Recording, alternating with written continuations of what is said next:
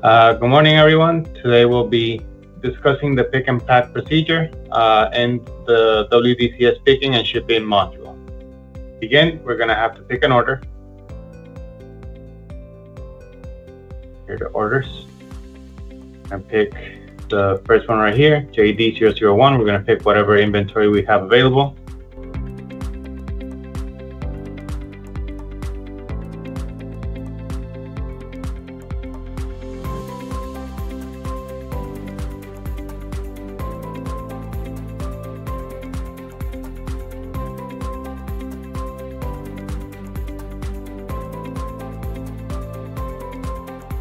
Once we have picked the order, we close the order.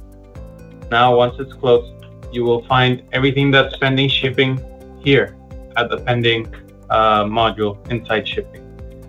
You'll see the order, and now we can click here on detail.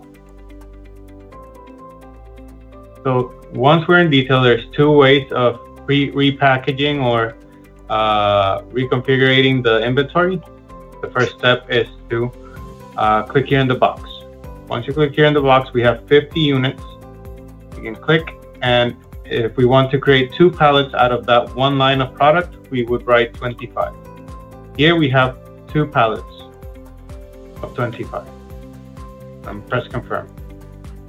The system will auto-generate a tracking number or a packing number where you can print the item label and attach it to the box.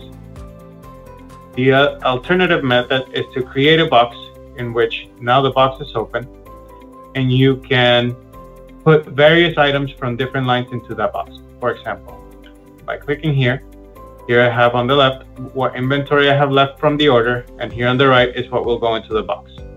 I can choose 5 units of this, 12 units, and press add, 12 units, add.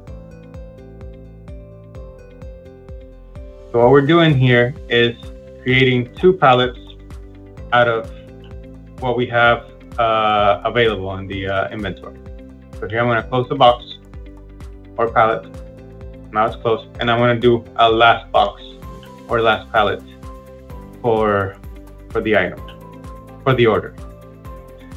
I'm going to do 5, 12, 6. Now we close the order. And now the order is ready to ship.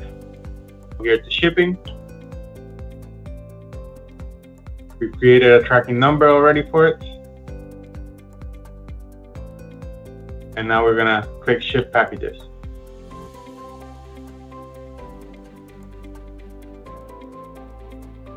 This will remove inventory from our warehouse and it'll pass it into the history of shipping.